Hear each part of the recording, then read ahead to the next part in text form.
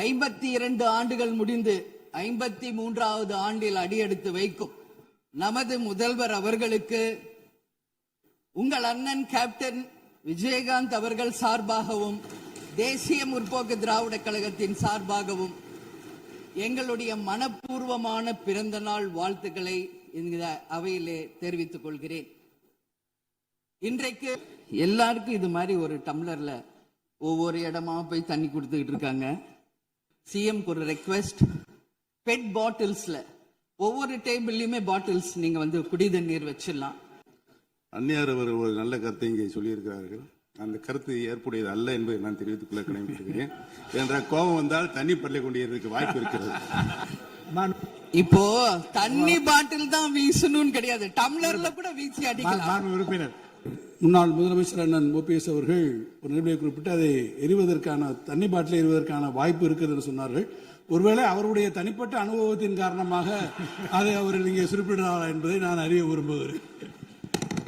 மாண்பு உறுப்பினர், ஏன்னா காலையில இருந்து ரொம்ப காரசாரமாவே போயிட்டு இருந்துச்சு. அதனால ஒரு ஹாப்பியா நம்மளுடைய முதல்வர் பிறந்த நாள்ல எல்லாரும் சந்தோஷமா இன்னைக்கு நம்ம அவையே செய்வோம். சோ பாட்டில் தான் வீசணும்ன்றது இல்ல, வன்முறைக்கு வேண்டும் என்றால் இங்க எதிர் எவ்வளவு இருக்கு, எது வேணாலும் வீசலாம். பட் நம்ம எண்ணம் அது கிடையாது. நிச்சயம் அமைச்சர் அளித்த இந்த விளக்கமும் மாற்றம் செய்ய வேண்டும் என்று கேட்டுக்கொண்ட திருத்தங்களும் அவை குறிப்பில் ஏற்றப்படுகிறது. அதுக்கேற்றாமல் திருத்தங்கள் செய்யப்படும்.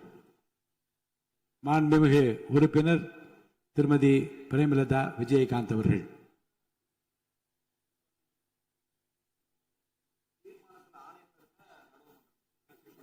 இந்த விளக்கு இப்போ வந்து விளக்கு உட்காருங்க, உட்காருங்க, தயவுசெய்து உட்காருங்க. தயவுசெய்து திரும்ப திரும்ப அதை பற்றி பேசாதீங்க. இல்லை இது பாருங்க, நீங்க தயவுசெய்து உட்காருங்க.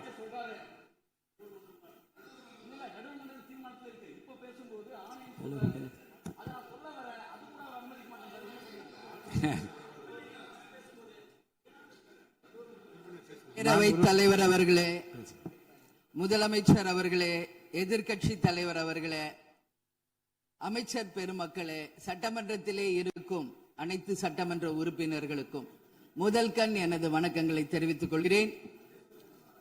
52 ஆண்டுகள் முடிந்து 53வது ஆண்டில் அடியெடுத்து வைக்கும் நமது முதல்வர் அவர்களுக்கு உங்கள் அண்ணன் கேப்டன் விஜயகாந்த் அவர்கள் சார்பாகவும் தேசிய முற்போக்கு திராவிட கழகத்தின் சார்பாகவும் எங்களுடைய மனப்பூர்வமான பிறந்த நாள் வாழ்த்துக்களை இந்த அவையிலே தெரிவித்துக் கொள்கிறேன். இன்றைக்கு நாம சட்டசபையில பேசுகின்ற உரை ஒன்று மேகதாது அணை பற்றியும் ஆளுநருடைய உரையை பற்றியுமான டிஸ்கஷன். சற்றேறக்குரிய 1.5 மணி நேரமா ஒரே டாபிக் தான் இங்க போயிட்டு இருக்கு.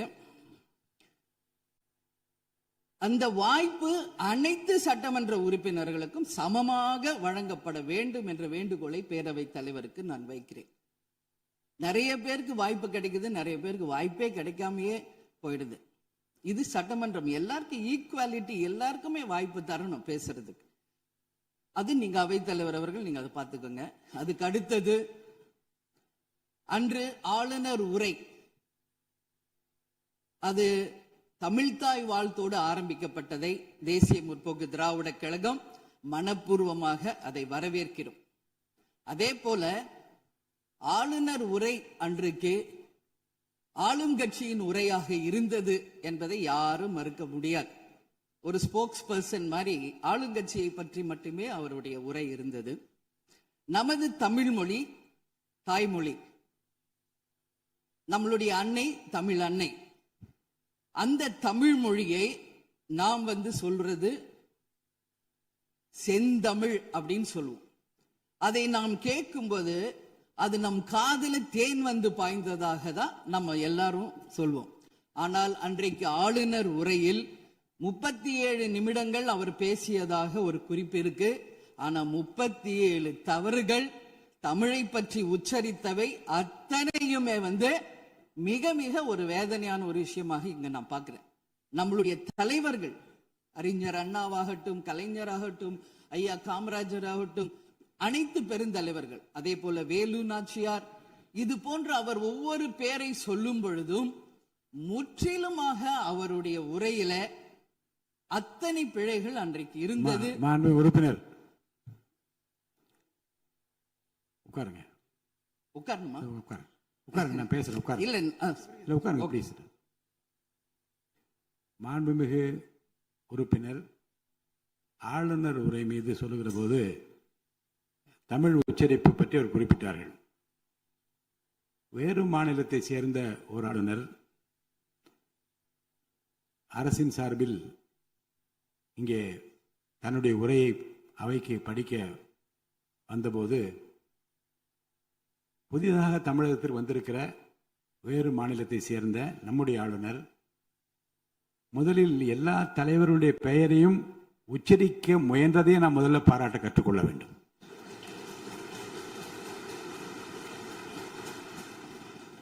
இன்னொன்று, எல்லா பெயர்களையும் விடாமல் படிக்க வேண்டும் என்று அவர் காட்டிய ஆர்வத்தை நீங்கள் பாராட்ட வேண்டும். இன்னொன்று நான் உங்களுக்கு சொல்லுகிறேன், தமிழை கற்றுக்கொள்ள வேண்டும் என்பதில் நம்முடைய மாண்புமிகு ஆளுநர் அவர்கள் ரொம்ப அக்கறையாக இருக்கின்றார் என்பதை நான் அவரை நேரிலே சென்று ஆளுநர் உரைக்கு உரையாற்ற நீங்கள் வர வேண்டும் என்று அழைப்பு விடுக்க சென்றபோது தமிழ்நாட்டில் இருக்கக்கூடிய வரலாற்று சிலவற்றை நான் படித்துக் கொண்டிருக்கிறேன் ஆங்கிலத்தில். அதில் சுதந்திர போராட்டத்தில் இவ்வளவு பெரிய வீரர்கள், இவ்வளவு பெரிய தியாகிகள் தமிழ்நாட்டில் இருக்கின்றார் என்பதை பார்த்து நான் ரொம்ப வியப்படைகிறேன் என்று சொன்னார். அப்புறம் இன்னொன்று சொன்னார், தமிழில் வந்தவுடனே நான் வணக்கம் என்று சொல்ல கற்றுக்கொண்டேன் என்று சொன்னார். அப்புறம் நான் சொன்னேன், இன்னும் அதிகமாக கற்றுக்கொள்ளலாம், நல்லா இருக்கீங்களா என்று கேளுங்கள் அப்படி என்று சொன்னேன். ஆங்கிலத்தில் அதுக்கு நான் மொழிபெயர் சொன்னேன், நல்லா இருக்கீங்களா என்று ஆரம்பித்தார். நான் உடனே பதில் சொன்னேன், நல்லா இருக்கேன், ஐ எம் ஆல் ரைட் என்று சொன்னேன். உடனே அதை ரிப்பீட் பண்ணார். இதை சொல்லுவதற்கு காரணம் என்ன என்றால், தமிழ்நாட்டுக்கு வந்திருக்கிற, நம் நிலைமையை புரிந்திருக்கிற, நம் உணர்வுகளை புரிந்திருக்கிற ஒரு மாண்புமிகு ஆளுநர் இங்கே படிக்க முயலுகிற போது உச்சரிப்பு வருவது கொஞ்சம் சிரமமாகத்தான் இருக்கும். ஆனால் நம்முடைய கருத்தை முழுமையாக ஏற்றுக்கொண்டு கௌரவத்துடனும் கண்ணியத்துடனும் இந்த அவையை நடத்திய அவருக்கு நாம் நன்றி சொல்ல கடமைப்பட்டிருக்கோம். மேற்கொண்டு அதை விமர்சனம் செய்ய வேண்டாம் என்று நான் கேட்டுக்கொள்கிறேன். அதே போல இன்றைக்கு நம்மளுடைய பேரவையில முதல்வர் அவர்களுடைய பிறந்த நாள். முதல்வருக்கு ஒரு கோரிக்கை வைக்கிறேன். இங்கு நான் சட்டமன்றத்திற்கு வந்த நாட்களிலிருந்து அவை பணியாளர்கள் எல்லாருக்கும் இது மாதிரி ஒரு டம்ளர்ல ஒவ்வொரு இடமா போய் தண்ணி கொடுத்துக்கிட்டு இருக்காங்க. இன்னைக்கு நம்ம ரொம்ப அட்வான்ஸ்டா போயிட்டு இருக்கோம். இன்னும் ஸ்டில் அந்த ஓல்டு மாதிரி போயிட்டு இருக்கு. இல்ல ஒரே ஒரு விஷயம், மாண்பு உறுப்பினர் இந்த தேன் பாய்ந்து அந்த வார்த்தை அவைக்குள்ள நீக்கப்படுகிறது, அதை எடுத்துருங்க. அடுத்ததுங்க, இது மாதிரி கொடுக்கறது ஒன்லி கிளென்லினஸ் ஒண்ணு. அவை பணியாளர்களுக்கு நிறைய வேலை இருக்கு. ஒவ்வொரு டேபிளா அவங்க தவழ்ந்து கொடுக்கறது நமக்கே பார்க்கறதுக்கு ஒரு மாதிரி இருக்கு. ஸோ சிஎம்க்கு ஒரு ரெக்வெஸ்ட், பெட் பாட்டில்ஸ்ல ஒவ்வொரு டேபிள்லயுமே பாட்டில்ஸ் நீங்க குடி தண்ணீர் வச்சிடலாம்.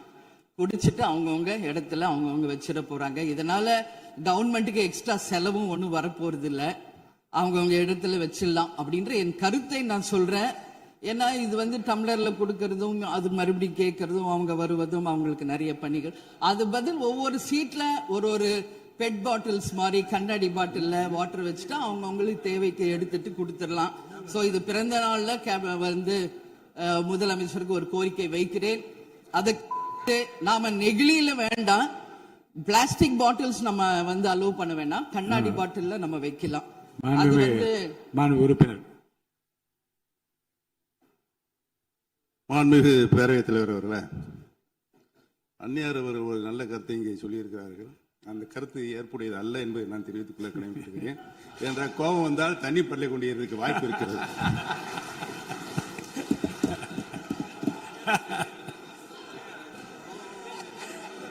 உறுப்பினர் பேசலாம்.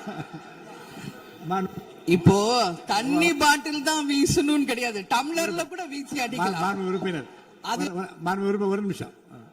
தலைவர் அவர்களே, நம்முடைய மாண்புமிகு முன்னாள் முதலமைச்சர் அண்ணன் ஓபிஎஸ் அவர்கள் ஒரு நிகழ்வை குறிப்பிட்டு அதை எரிவதற்கான தண்ணி பாட்டிலை எரிவதற்கான வாய்ப்பு இருக்கிறது என்று சொன்னார்கள். ஒருவேளை அவருடைய தனிப்பட்ட அனுபவத்தின் காரணமாக அதை அவர் இங்கே குறிப்பிடுறாரா என்பதை நான் அறிய விரும்புகிறேன். மாண்பு உறுப்பினர். ஏன்னா காலையிலிருந்து ரொம்ப காரசாரமாவே போயிட்டு இருந்துச்சு. அதனால ஒரு ஹாப்பியா நம்மளுடைய முதல்வர் பிறந்த நாள்ல எல்லாரும் சந்தோஷமா இன்னைக்கு நம்ம அவையை செய்வோம். சோ பாட்டில் தான் வீசணும்ன்றது இல்ல, வன்முறைக்கு வேண்டும் என்றால் இங்க எதிர் எவ்வளவோ இருக்கு, எது வேணாலும் வீசலாம். பட் நம்ம எண்ணம் அது கிடையாது. நிச்சயமாக தண்ணீர் என்றாலே பிரச்சனை தான் போல இருக்கு. அது காவேரி தண்ணீரா இருந்தாலும் டாஸ்மாக் தண்ணீரா இருந்தாலும் அது ஒரு பிரச்சனையா தான் இன்னைக்கு மக்கள்கிட்ட இருக்கு. உறுதியாக காவேரியிலும் சரி மேகதாதுலும் தமிழ்நாடு சட்டமன்ற உறுப்பினர் மட்டும் இல்ல, யாரும் அதற்காக விட்டு கொடுக்க போவதில்லை என்பது உறுதி. இன்னைக்கு நம்ம முதல்வர் அவரும் புதிதாக முதல்வராக இருக்கிறார். கர்நாடகா முதல்வரும் முதல் முறை முதல்வராக வந்திருக்கிறார். கேரள முதல்வரும் முதல் முறை முதல்வராக வந்திருக்கிறார்கள். சோ 3 முதலமைச்சர்களும் ஒன்று நட்பு ரீதியாக பேசி இந்த பிரச்சனைக்கு தீர்வு காணலாம். அப்படி இல்லை என்றால் அவங்க சொல்றது கேட்கலன்னா பக்காவா நம்ம சட்ட ரீதியாக ரொம்ப ரொம்ப பழமையான ஒரு விஷயத்தை அன்னைக்கு நான் சொன்ன மாதிரி பேசிக்கிட்டே தான் இருக்கிறோம். இது முழுமையாக தீர்வடைய வேண்டும்ன்றதா எல்லாருடைய கருத்து. இன்னைக்கு நம்மளுக்குள்ள வாதங்கள் பிரதிவாதங்கள் டிஸ்கஷன்ஸ் இங்கு வந்தாலும் இது நிரந்தரமாக தீர்க்கப்பட வேண்டும் என்பதில் யாருக்கும் மாற்று கருத்து இல்லை. இப்ப 2026 இருக்கும், 2026 வரைக்கும் இது கண்டினியூ ஆகக்கூடாது, இன்னொரு 100 ஆண்டு காலத்திற்கு என்பதுதான் எல்லோருடைய எண்ணம். சோ அது நடக்கணும். அது மட்டும் கிடையாது, இன்றைக்கு நேற்று நடந்த ஒரு விஷயம் தமிழ்நாட்டில். நேற்று நான் நேரடியாக சென்று பாதிக்கப்பட்டவங்களை பார்த்தேன். yesterday was a black day for Tamil Nadu. Sunday black சண்டேவாக நேற்று இருந்தது. இதுவரைக்கும் தமிழகம் காணாத ஒரு பேர் விபத்து. இன்னைக்கு பேரிடர் எவ்வளோ பிரச்சனைகள் இருந்தாலும் ஒரு அமோனியா தாக்குதல்ல இத்தனை பேர் பாதித்தது தமிழக வரலாற்றில் முதல் முறை. அனைவரும் வடநாட்டை சேர்ந்த பெண்கள், 20 வயசுல இருந்து 25 வயசுக்குள்ள இருக்கிற இளம் பெண்கள். அவங்கள நேரா பார்க்கும்போது மிக மிக மனசுக்கு கஷ்டமாக இருந்தது. என்ன ஃபேஸ்ல பாக்குறோம், உதடு காது மூக்கு எல்லாம் ப்ளீட் ஆயிட்டே இருக்கு. அப்போ டாக்டர்ஸ் அங்க எக்ஸ்பிளைன் பண்ணாங்க, இங்க வெளியே நம்ம என்ன பாக்குறோமோ அதுதான் இன்னர், அதாவது லங்ஸ். இதை பற்றி ரொம்ப விரிவான விளக்கத்தை எல்லாம் அமைச்சர் அளிச்சுட்டாங்க. இதை சுருக்கமா அதை நான் பார்த்தேன், சரியானதுதான். நீங்க மேற்கொண்டு அதை பற்றி பேச ஆளுநர் உரைக்கு நன்றி தெரிவிக்கிற கருத்துக்கு வந்திருக்க நீங்க. கண்டிப்பா. அதனால நான் நினைச்சேன் இன்னைக்கு ஒரு நிமிஷம் அவங்களுக்காக நம்ம மௌன அஞ்சலி செலுத்துவோம் என்று நான் எதிர்பார்த்தேன். இருந்தாலும் பரவாயில்லை. சோ அவங்களுக்கு நான் நேத்தே சொன்னபடி முதலமைச்சர் அவர்கள் 2 லட்சம் ரூபாய் கொடுத்திருக்கார். உடனே அமைச்சர்கள் போய் பார்த்தாங்க. அதெல்லாம் பாராட்டுக்குரிய விஷயம். ஆனாலும் ஏழ்மை குடும்பத்திலிருந்து வந்திருக்காங்க. சோ கன்சிடர் பண்ணணும்னு சொல்லி நான் கேட்டுக்கிறேன். உரிய சிகிச்சை தரப்படுகிறது. அவங்க பிழைப்பது நிச்சயம் கடவுள் கையில இருக்கிறது. சோ எல்லாரும் அவங்களுக்காக ப்ரே பண்ணுவோம் சொல்லி இந்த நேரத்தில் நான் கேட்டுக்கொள்கிறேன். ஒரு பெண்ணா அந்த பெண்களை பார்க்கும்போது என்னால் அதை ஏற்றுக்கொள்ள முடியலை. அதனாலதான் சபையில் அதை நான் பேசுகிறேன். அதே போல இன்னைக்கு முதல் முறையாக மற்ற சப்ஜெக்ட் எல்லாம் பேசிட்டு இருக்கேன். என்னுடைய தொகுதியை பற்றி இதுவரைக்கும் நான் பேசவே இல்லை. நான் சட்டமன்ற உறுப்பினராக வெற்றி பெற உறுதுணையாக இருந்த திராவிட முன்னேற்ற கழகத்திற்கும் அதன் தலைவர் அண்ணன் ஸ்டாலின் அவர்களுக்கும் இந்த நேரத்தில் என் நன்றிகளை தெரிவித்துக் கொள்கிறேன். விருதாச்சலம் தொகுதி 2006 புரட்சி கலைஞர் கேப்டன் அவர்கள் முதல் முறையாக வெற்றி பெற்று ஒரு சரித்திர சாதனை படைத்த தொகுதி. மீண்டும் அந்த தொகுதியிலேயே என்னை வெற்றி பெற செய்த விருதாச்சலம் தொகுதி மக்களுக்கு என்னுடைய மனப்பூர்வமான நன்றிகளை இந்த அவையிலே தெரிவித்துக் கொள்வதில் பெருமை அடைகிறேன். அதே போல அந்த விருதாச்சலம் தொகுதி மக்களுக்கு நான் என்னைக்கும் உண்மையாக இருப்பேன், நேர்மையாக இருப்பேன் என்பதையும் இந்த நேரத்தில் தெரிவித்துக் கொள்கிறேன். அவைத்தலைவர் அவர்களே, இதுல விருதாச்சலம் தொகுதிக்கு தேவையான அத்தனை விஷயங்களும் நான் எழுதியிருக்கேன். அவை நேரத்தை நான் அதிகம் ஏற்றுக்கொள்ள எல்லாருக்கும் வாய்ப்பு தரணும் அப்படின்றதுனால ஒரு 3 பாயிண்ட் மட்டும் சொல்றேன். முடிந்த பிறகு இதை உங்க நேரடியா உங்க கையில் நான் தருகிறேன். அதை நீங்கள் எடுத்து தீர்மானமாக நிறைவேற்றி அதை நிறைவேற்றி தரணும்னு சொல்லி கேட்டுக்கிறேன். விருதாச்சலம் ஒரு மாவட்டமாக அறிவிக்கப்பட வேண்டும் என்று ஒரு நீண்ட நெடிய கோரிக்கை பல ஆண்டுகளாக இருக்கிறது. அதுதான் அங்கு எல்லா மக்களினுடைய விருப்பம். அதை நீங்கள் முதல்வர் அவர்களும் அவைத்தலைவர் அவர்களும் கவனத்தில் கொண்டு விருதாச்சலத்தை ஒரு தனி மாவட்டமாக அறிவிக்க வேண்டும் என்பதை இந்த நேரத்தில் நான் சொல்கிறேன். அதே போல பீங்கான் தொழிற்சாலை மற்றும் கல்லூரி தமிழ்நாட்டில் வேறு எங்குமே கிடையாது. அது விருதாச்சலத்துல மட்டும்தான் இருக்கு. கவர்மெண்டோடைய அந்த ஃபேக்டரியும் சரி, ஒரு காலேஜும், பட் ரொம்ப ரொம்ப ஒரு நலிவுற்ற நிலையில் இருக்கிறது. சோ அதை நீங்க கட்டாயமாக மிகப்பெரிய அளவுல டெவலப் பண்ணி அதன் மூலம் வேலை வாய்ப்பையும் அதே நேரத்தில் எக்ஸ்போர்ட் பண்றதுக்கும் கட்டாயம் அரசு நிச்சயம் எங்களுக்கு ஒத்துழைக்க வேண்டும் என்பதை கேட்டுக்கொள்கிறேன். விவசாயம் நிறைந்த பகுதி, அங்கு குடிதண்ணீர்ல மாசு இருக்கிறதுனால நிறைய மக்களுக்கு கிட்னி பாதிக்கின்ற ஒரு நிலைமை இருக்கு. சோ அங்க கூட்டு குடிநீர் திட்டத்தை கொண்டு வர வேண்டும். மரவள்ளி கிழங்கு, மக்காச்சோளம், நெல், கரும்பு இவைதான் அங்கு அதிகமாக விளைகிறது. சோ விவசாயிகளுக்கு முழு கடன் தள்ளுபடி செய்து விவசாயிகளுக்கு எல்லா விதத்திலும் இந்த அரசு உறுதுணையாக இருக்கணும் சொல்லி நான் கேட்டுக்கிறேன். அதே போல டெல்டா பிரச்சனை மட்டும் கிடையாது, இது தமிழ்நாடு பிரச்சனை. நம்மளுடைய நீர் ஆதாரம் எல்லாருக்கும் கிடைக்க வேண்டும் என்றும் கூறி, இது அவை முடிந்தவுடன் இதை உங்களிடம் சமர்ப்பிப்பேன். இதை நீங்கள் ஏற்று இதை கட்டாயம் நிறைவேற்றி தர வேண்டும் தொகுதிக்காக என்று கேட்டுக்கொண்டு, எல்லாருக்குமே இந்த நேரத்துல இந்த அவையில் பேச வாய்ப்பு கொடுத்த அவைத்தலைவர் அவர்களுக்கும் இன்று பிறந்தநாள் காணும் முதல்வர் அவர்களுக்கும் என் நன்றிகளை தெரிவித்துக் கொண்டு அமர்கிறேன். நன்றி, வணக்கம்.